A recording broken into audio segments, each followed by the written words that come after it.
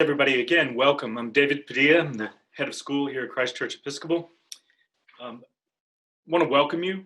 There are going to be a few people, I imagine, who join us here, but we are just about at about 127, 8. So we're going to go ahead and get started. Just a couple of quick housekeeping pieces that go with this. Just so you know, the layout of this, I will offer a brief introduction and some general comments. Then we'll begin addressing the questions that were submitted in advance. We have a goal of keeping this at just about 1 hour. This is heading into a busy dinner time for most people, and so we're going to try to be respectful of everyone's time. Again, we're going to be recording, so if you would please turn off your camera and mute your microphone. That'll help us create the cleanest recording possible. And as we often do in meetings like this, we're going to open with a prayer. So I'm going to ask Father Wallace if he would be so kind as to lead us in an opening prayer. Glad to, David. Thank you. I'll be with you. Let us pray. Loving God, morning, day, and night, you meet us. You are with us at all times and all places. You are with us now in this time of the pandemic, in this strange, unsettling, challenging season we are in. And Lord, you are with us, yes, in the midst of this gathering of our Cavalier community. Remind us always of your compassionate presence, dear God, and guide us in your loving, life-giving way. One thought, one word, one moment at a time. In Jesus' name, amen.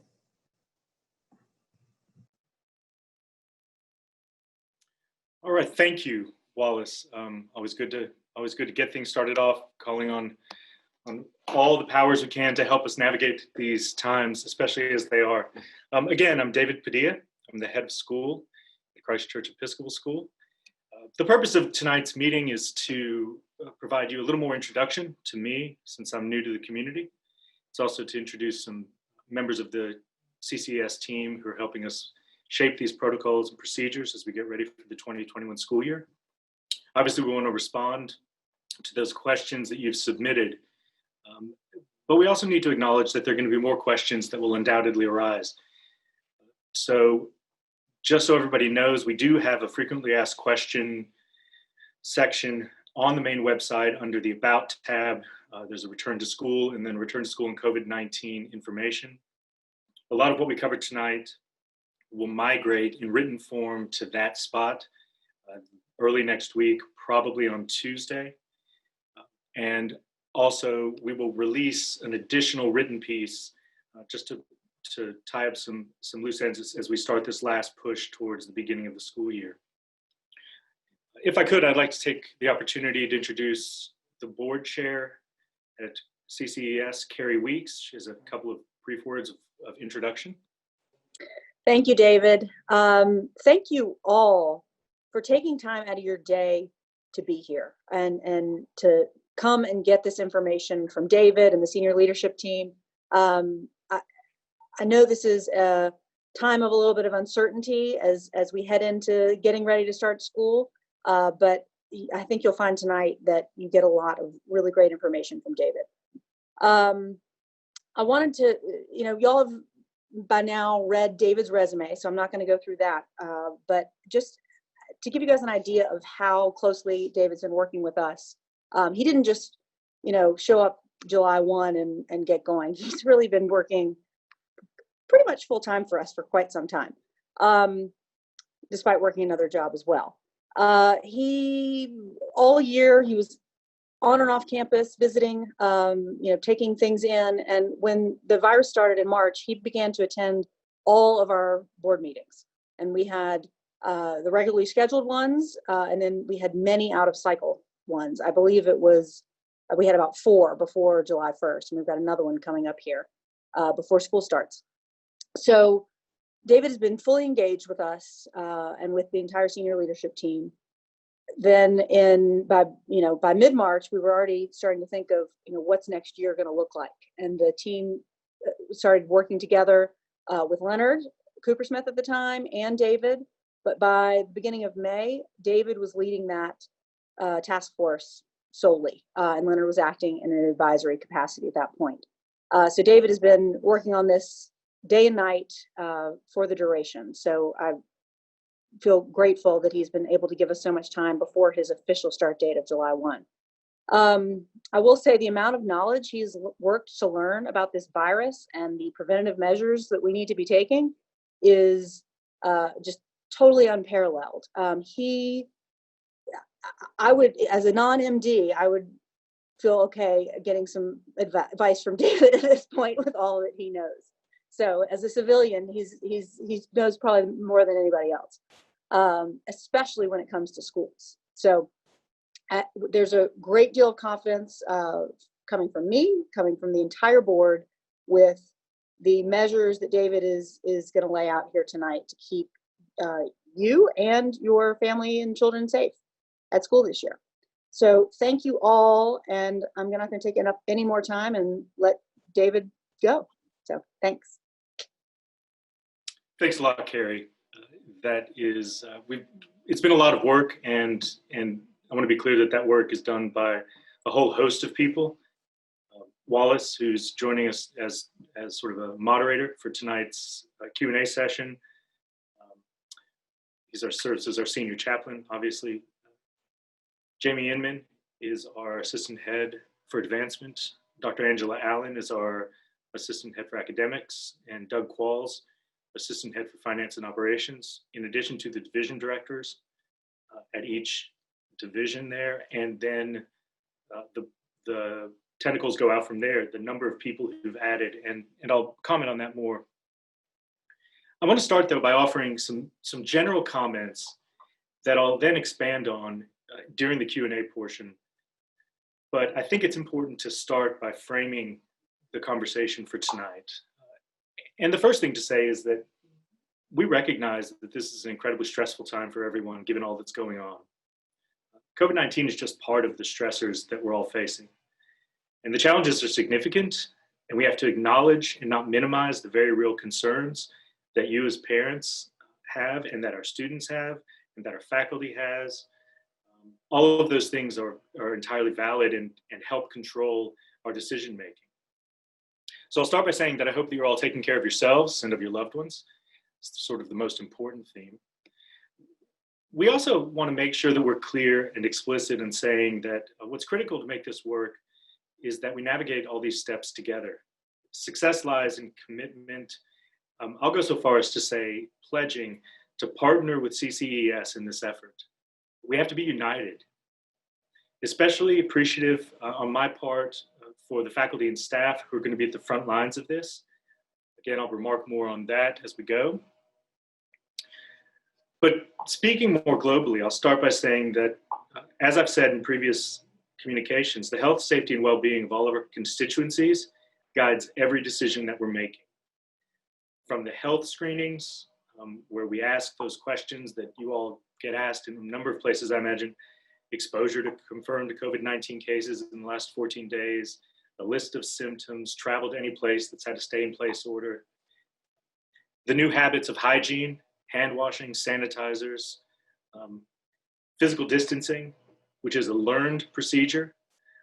Summer Encounters has been on campus for the past 7+ weeks, and it's been a great indicator that young people and adults alike can learn to do what we ask when we talk about maintaining that physical distance.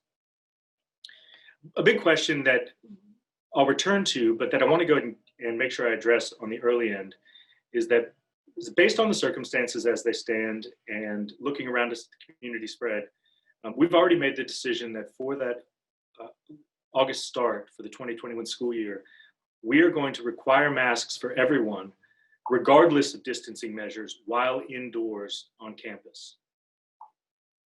Second, I want to make sure I acknowledge that the health and safety and well-being is important, but like unto it is that spiritual, emotional, psychological well-being of the young people and the members of the community. Please know that we are aware of and responsive to the stresses of what we're asking students, parents, faculty, and staff to do. A lot of questions about data sources, and like you, I've spent a lot of time digging into these. please know that we are drawing from as many resources as possible. The CDC, the American Association of Pediatrics, the National Academy of Medicine, DHEC. We talk to peer institutions. We look at cohort groups that are involved in education, NAIS and SAIS. We're members of consortia like Index that provide us a lot of really good data. We've also convened a medical advisory committee within the community that is comprised of MDs and RNs and scientists and psychologists and public health officials. Again, trying to make sure we are asking all the questions we can ask in preparation for the school year. The plan remains what it was with that June 19th announcement.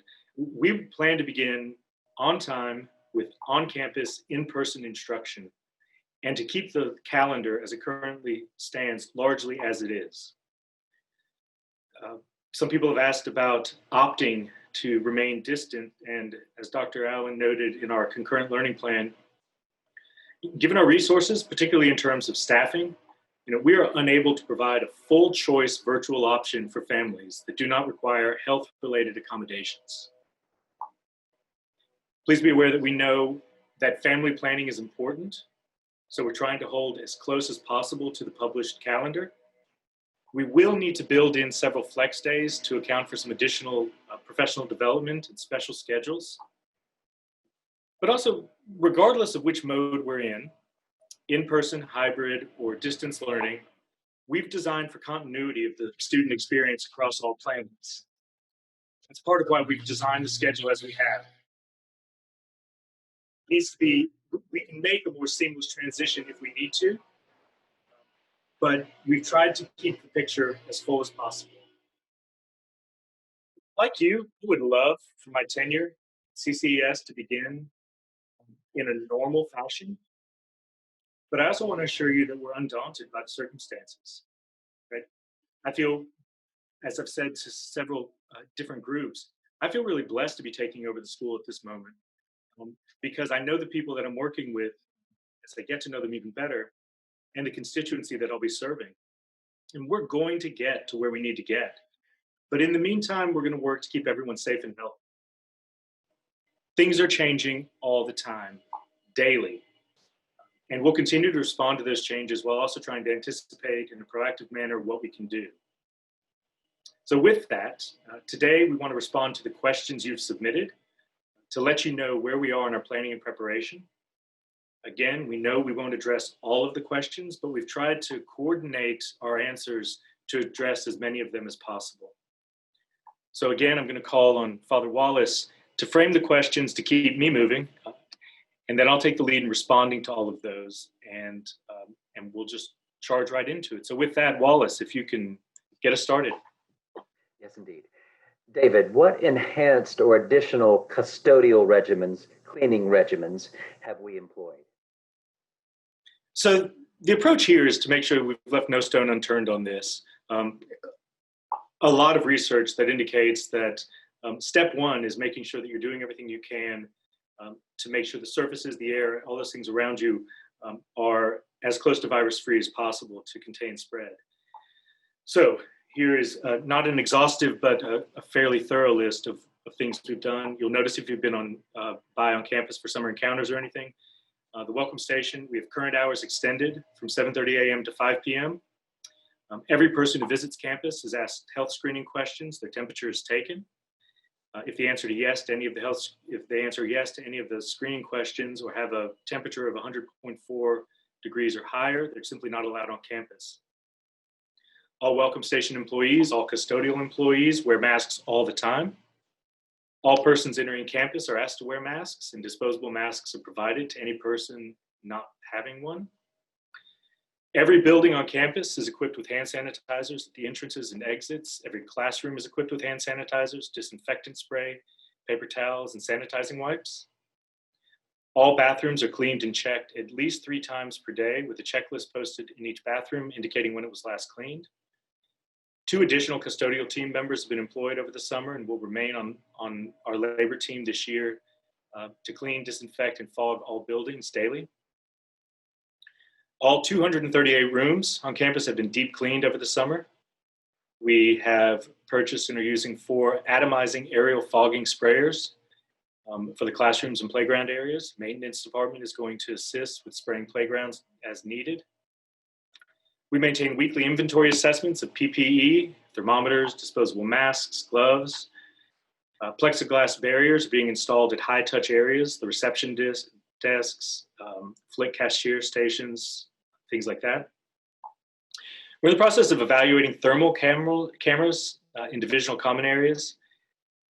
I'll say more about this later. We have also made the decision to invest in what's called a bipolar ionization system to mitigate viruses. That's part of the HVAC.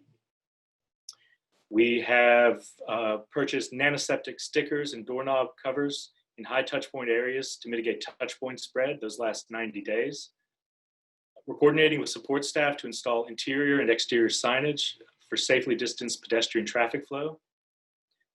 Reestablished a second nurses station in the middle school, and that's assisting with determining isolation rooms in each division. We're installing touchless water bottle filling stations throughout campus. We're removing lids of trash cans. We're replacing toilet seats with seats that have lids to mitigate aerosol transmission. We're not starting the year with any bus service of any kind, but once buses return to operational mode, all the buses will be wiped down and fogged after each transportation occurrence. So just the big steps that we're taking to make sure that at the very basic level, the space that we're in is as clean as possible, again, to limit the spread of the virus.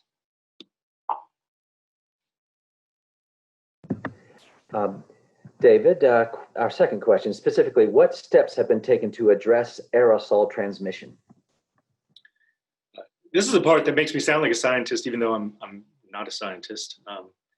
But what I can tell you is that we have purchased a bipolar ionization HVAC equipment that will be installed by our supplier, Train, as part of our HVAC units before the start of school. The equipment is being installed in all buildings. And when we looked at the research, there are recent third-party testing that validates the reduction of virus particles at 84% after 10 minutes, 92% after 15 minutes, and 99% after 30 minutes of testing. It's not inexpensive. However, the equipment has been proven to reduce energy costs, to reduce mold, remove odors, and it virtually eliminates the need for increased outside air intake through the windows, since the air intake percentages will be increased in the HVAC air handler units. The way the equipment works is that it produces an electric field with highly charged ions that act as natural chemical-free scrubbing agents on both air and surfaces in the spaces that we are heating or cooling. When those ions fall through the air onto the desks, chairs, tables, etc., microorganisms, including viruses, are disabled or killed. Our custodial efforts, again, as I said before, following CDC guidelines, will also continue to take place on all hardtop units to further mitigate virus spread. David, are we requiring coronavirus testing for everyone? So at this time, we are not requiring coronavirus testing for everybody in the community. The capacity and scope makes universal testing untenable for us at this moment. As you know, testing defines for a set of circumstances only at a particular point in time. You can test negative today and positive tomorrow. Antibody testing, also not a particularly helpful indicator for decision-making when we don't know if it limits transmission or renders immunity. When any community member that has been on campus begins showing symptoms, they will be asked to see a physician and are urged to get a test. But on top of this, we are being proactive about working on providing additional resources, simplifying testing procedures, having direct contacts with local agencies, clinics that can make it that much simpler to get a test if and when it's appropriate to do so. How many students or adults on campus have tested positive this summer? So as I said, we've had summer encounters going for the past 7 weeks. We've had limited faculty on campus also. To our knowledge at this point, we have had one member of the community who has been on campus who has tested positive over the course of the summer. That person did not come into contact with any other people while he or she was on campus. but it was identified, and so we responded to it. And but to this point, that is one positive case. And David, once school starts, what will the daily arrival on campus look like? There'll be additional information coming forth later this week, beginning of next week, from, and again, the division directors will help step in with some of this also. But in order to coordinate things, all students by division will be assigned an arrival timeframe to ensure that their intake procedures that we've established are followed. And they have to abide by those strictures. If there is an exception, if somebody needs to come onto campus at a different time or at a different spot, that has to be discussed with the division director to ensure that the safety of the students and that the intake of the procedures are maintained. David, do you have any additional information regarding health screenings? The only additional piece I've had is that, as I said, we're hiring a second RN as part of our staff, and we're going to lean heavily on the nurses for guidance in this area. We have purchased 90 infrared thermometers. Summer Encounters has used about a dozen of those to process up to 370 campers each half-day session over the past 2 months. Again, if a student or any community member begins to exhibit fever or other symptoms, the nurse will become involved immediately in that.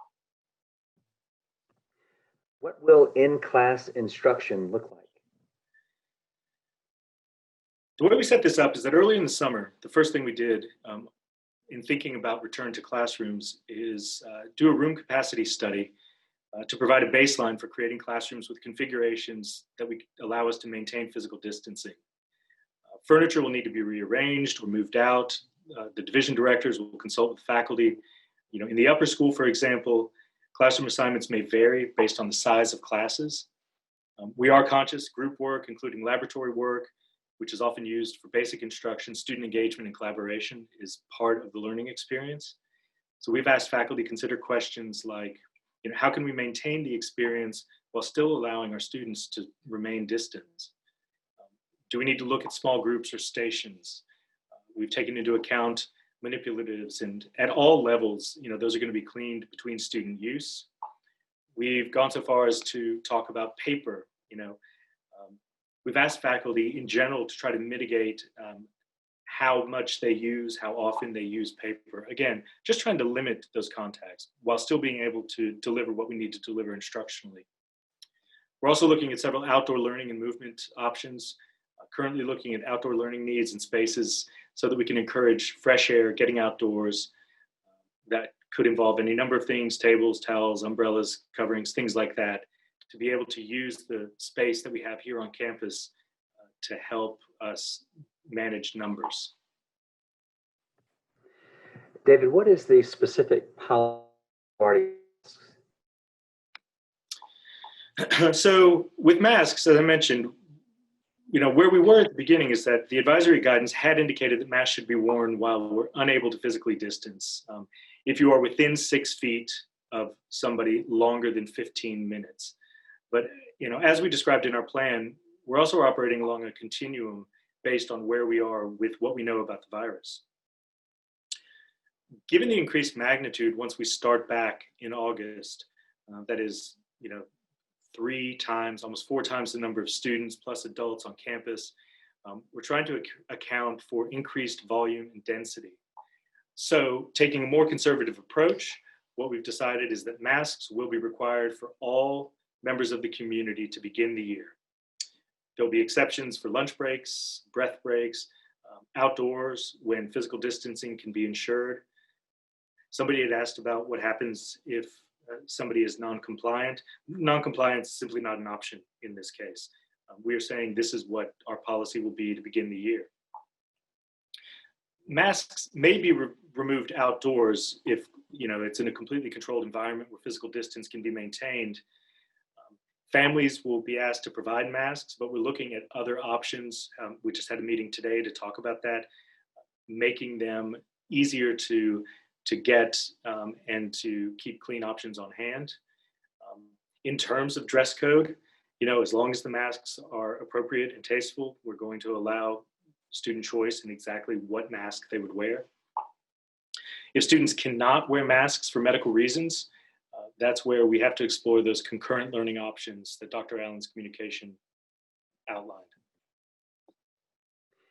How will lunch work? This might actually be the most important question that we've seen. We certainly got it enough. So here's what we have said. Again, we're taking things in stages. So from the beginning of school until at least after Labor Day, students who don't bring their lunches will have lunches delivered to the classrooms in all divisions. We're working with our vendor, Flick, to establish convenient protocols for ordering hot or cold options in advance by the week. When lunch in the dining hall begins, again, that's possible after Labor Day. Please know that custodial teams are going to sweep, wipe tables, spray fog, disinfectant, empty trash cans, all of those physical things that we can do to help minimize exposure. David, what will chapel and other student support programs look like? So the chaplains and school counselors have constituted a working group that we've called it's the Ensuring Social, Emotional, and Spiritual Support Working Group to focus precisely on this. We are aware of the psychological weight that all members, particularly our students, face when we're working to address those. Putting together a range of plans, needs assessments, self-care guidelines for students and for faculty and staff, as well as different options or various ways to support and build morale. Chapel services themselves, for the near term, those will work in that the chaplains, with a handful of student helpers, our acolytes, will lead our weekly services from the Chapel of the Good Shepherd. But those services will be live streamed to homerooms and advisee groups around the school. Over time, once conditions begin to improve, we'll then be able to gradually bring more students into the chapel for worship. But at the beginning, again, we're taking a more conservative approach. We also recognize the need for socializing in terms of developmental importance. We need to make allowances for friends in other classes or grades. We have to consider those things. We are trying to cohort groups by division so that we can minimize cross-divisional interaction. We're also aware that several members of our community who were at those key transitional moments, for example, fourth graders leaving lower school to go to the middle school at fifth, eighth graders leaving the middle school to go to ninth grade, for example, they didn't get to wrap up their experiences in the way we traditionally have. So we're building in additional supports around those touch points. David, how might the arts program be affected?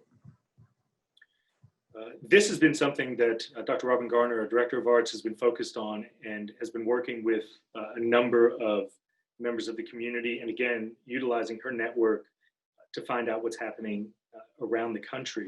So currently, the reality is that we cannot plan large public performances. So instead, we're reimagining smaller scale performances that allow students to remain safe for theater, choir, orchestra, band. We have purchased items to allow for choir, band, and orchestra to continue rehearsing in a safe manner. Dr. Garner sent out information about suspending on-campus lessons with the exception of drums, but we're also conscious that in the lower school, the specials, where those spots where these kinds of programs live, we need to be really mindful and intentional about how we manage moving between those spaces. Again, that will come down to our mitigation measures that we're going to be working with across the board. And how might the athletics be affected? So for interscholastic athletics, we are subject to the rulings by the South Carolina High School League. So for example, even if competitions occur, we don't know if spectators would be allowed. That's not our choice. We do hope to maintain physical activities at all levels. And so should the South Carolina High School League suspend athletics, we're going to commit to exploring ways to keep middle school, upper school kids active, lower school kids moving, still working on the specifics for what PE would look like. But please know that we fully understand and appreciate the need for physical activity at all levels.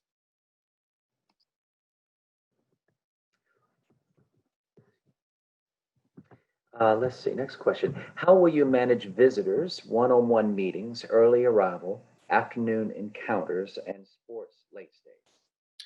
So this is something we have spent a lot of time doing because a lot of these parts are key to the experience that we've seen here at CCES. To begin the year, parents and outside visitors will not be permitted on campus to begin the school year. Meetings, for instance, one-on-one meetings with parents will be scheduled virtually. We certainly appreciate the role that volunteers play in making things work at CCES. So we're trying to work in ways for parents to remain involved. With only a couple of specific exceptions, which will occur before classes resume, we're going to have to severely limit these opportunities at this time. Student meetings that can be maintained in any space that allows for physical distancing and masking can continue. At this point, we are not going to be able to allow for early arrival or sports late stays or afternoon encounters. However, we are working closely with our Director of Auxiliary Services to figure out a way to make late stays work. We know that those are key parts of family support for those parents who depend on that because they have to be at work themselves. I can also tell you on the front end that we're continuing to evaluate all this throughout the year based on the guidance, staffing, and virus spread. David, what happens if a student tests positive? Pardon me. Again, we're going to lean most heavily on the guidance of our 2 staff nurses who will be the first point of contact. We are looking at contact tracing interviews, which will be part of our response. So in addition to the nurses, we're training dedicated people in each division to help manage that tracing. Those who we determine to have been in close contact with somebody will be asked to isolate. At that point, we'll determine the extent of the response based on the information we have. If it's appropriate, please know that we are prepared to suspend instruction for a student, for a group of students, for a class, for a cohort, for grade levels, for divisions, or the entire school if necessary. And what happens if a student's family member tests positive? So isolation and quarantine policies will be followed based on CDC and DHEC guidelines. So at this point, we are saying any community member being around someone with symptoms may be asked to stay home and isolate for 14 days from the last contact and or 10 days from the last positive test if there is no fever. And what happens if a teacher tests positive? Let me actually start here by acknowledging that many of the questions reflected concern for teaching faculty and support staff. You all are appropriately concerned about the adults who take care of the children in the community. In addition to other meetings, individual and collective, with division directors throughout the summer, earlier this week, we hosted 2 faculty roundtables to address these questions specifically. They were able to submit questions, so we actually had a meeting earlier. In terms of process and procedure, the procedures for faculty will mirror those of students, but we're also aware that we have additional legal obligations on this front. Please know that we will work with faculty or staff who get sick or need to isolate or quarantine. We sent out a letter seeking documentation from any employee seeking ADA workplace adjustments. We also allowed for additional requests for non-ADA workplace adjustment requests from any employees in a certain category, whether it is because of age, pregnancy, if they're the primary caregiver for someone in a high-risk category. The FFRCA, the Families First Act, is available through December 31st unless it's extended by the federal government. And that goes to employees who are unable to come onto campus due to the virus-related childcare needs. We have policies for emergency paid sick leave, which covers 2 weeks for all employees if they're unable to telework. After that, school sick leave policies kick in for virus-related sick leaves, including isolation and quarantine needs and childcare that are virus-related. We're also aware and have informed everybody about expanded FMLA policies for childcare, so that there's a portion of unpaid and a portion that is paid, given the stipulations of the Act. All of this, on the legal side, the language continues to be interpreted and tweaked by legislatures in the legal community, but we want to make sure we're reassuring everybody that we are fully aware that keeping the adults in the community, who frankly are generally speaking, at a higher risk category by virtue of being adults, that we are doing everything we can to make sure they are supported and that they can continue to be here to teach and coach and work with our young people. David, how will we communicate more broadly about positive cases? We will maintain a database on students that exhibit symptoms. There are FERPA privacy laws that prevent us from sharing specific names. But what we've said is that we will, as appropriate, share data with individuals or families who might find themselves affected because of exposure or whatever that is. Those are case by case that we have to make those determinations. What are the guidelines, thresholds for determining modes of instruction? We factor in a variety of variables, including community spread, the rate of spread, the number of positive tests at school, government mandates. There are a host of factors that can play into this decision, including the virus spread within our community. And when we talk about our community, we're looking both internal and external. We'll be looking at data for our external environment based on CDC and DHEC data, as well as our internal environments. That is what's happening here on campus at CCES, mimicking what's happening in the broader community. We're trying to work to decrease density within or across divisions by class, cohort, grade, or division. Proactive measures, tracking virus spread and the breakouts, the cleaning, government mandates, strong decrees. We're planning for everything so that, as I was saying before, with the way we've set up the schedule, should we be forced to move out of in-person instruction into a hybrid or distance model, we're accounting for continuity of experience for the students. And so we'll watch all of these gauges, and it's going to be a daily thing of looking at that. But our hope is that the plan that we've laid out, the policies and procedures that we're going through, a lot of which we're talking about today, are going to allow us to remain on campus in person for as long as possible. What would virtual or hybrid instruction look like? In March, when the virus sort of first appeared in the area, all schools were reacting to circumstances. And so we were operating more or less in emergency mode. So we've used this summer, the time between what we learned in the spring and up to now, is to make sure that we're being proactive about how we manage virtual and hybrid instruction.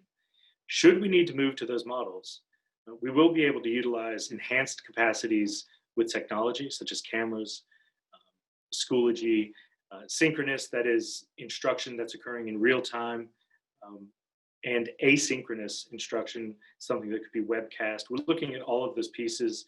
We have increased capacity in our broadband capability so that we can better meet those technical needs if needed. Again, our plan is for all instruction to remain on campus for as long as it is safe and productive to do so.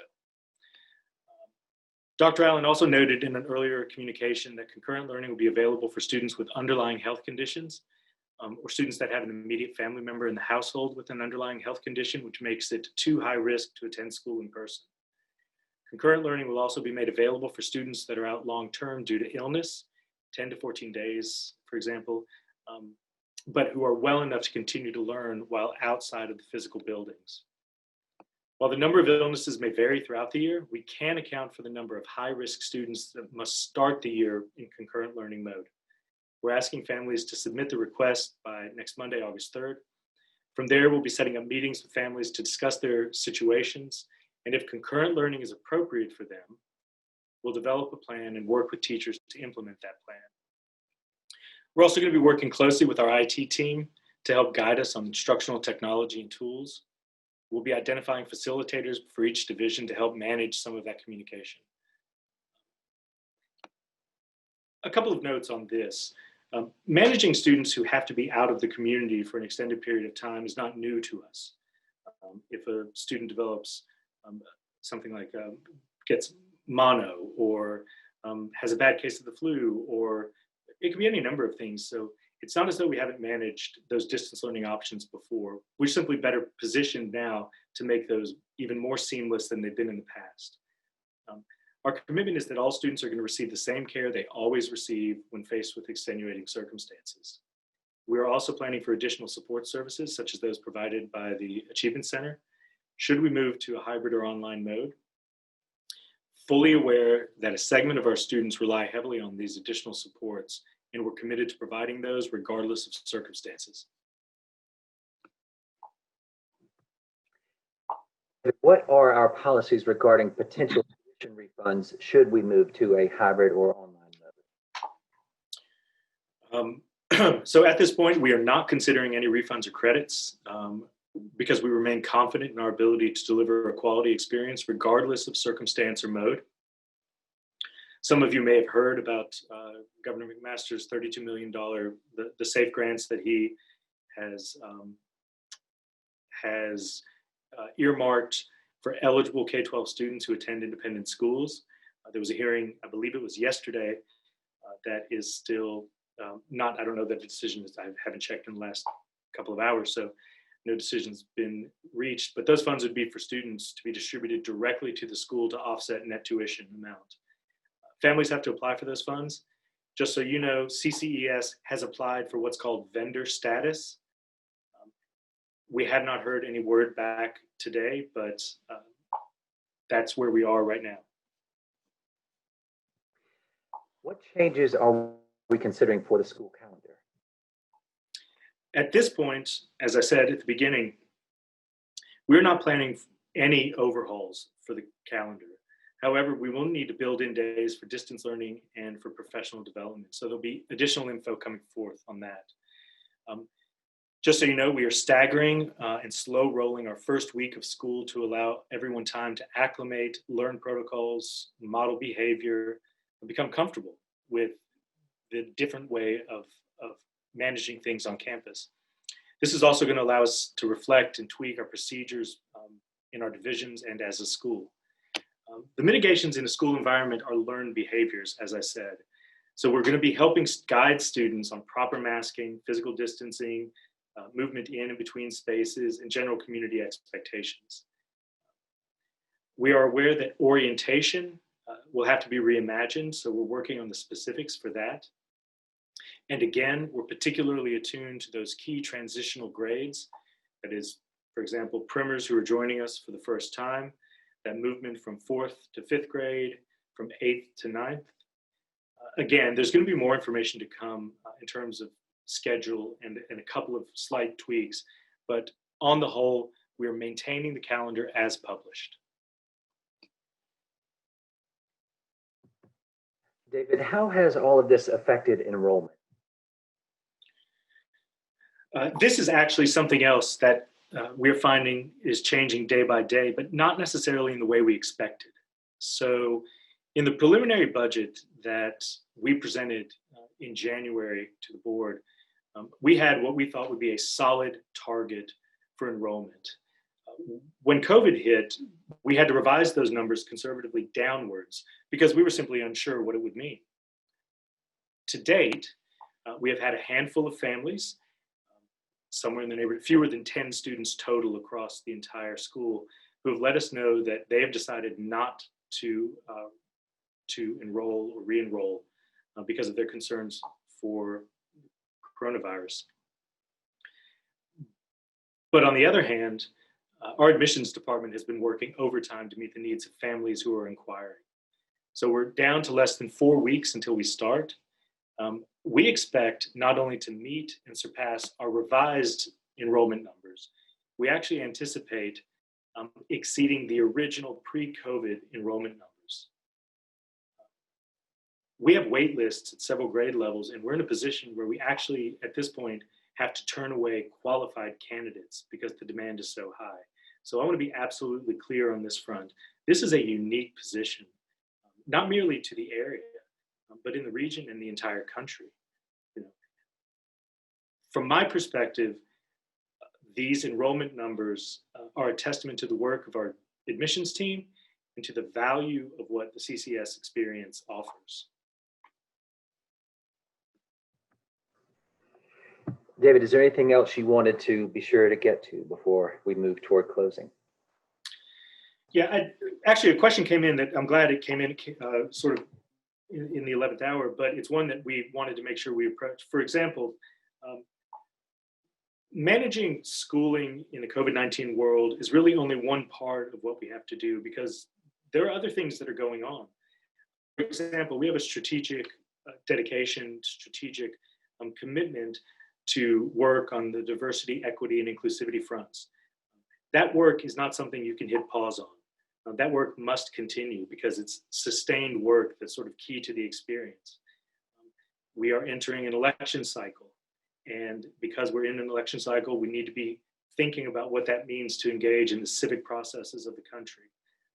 There's even some standard pieces that have to do with things that you don't feel like you have time to think about, but that you really do.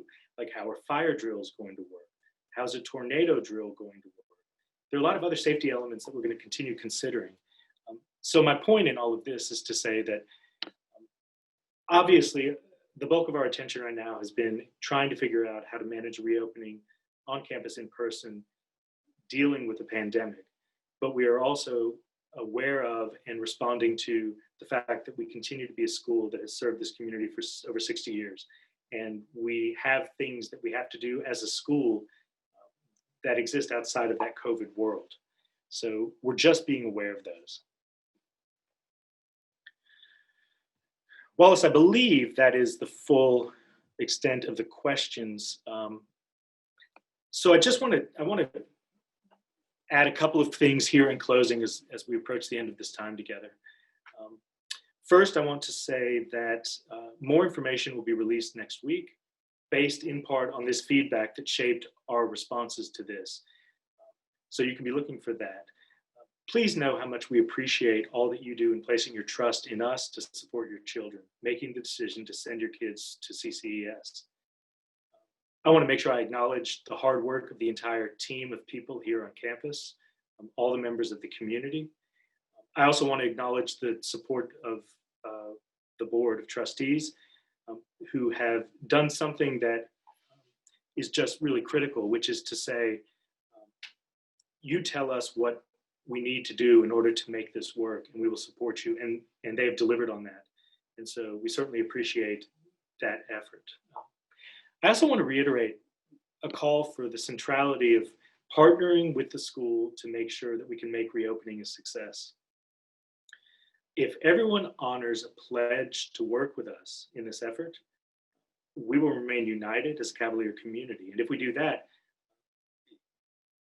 I'm confident that what we'll be able to do is to get everybody back and begin this 2021 school year and make it the best experience possible.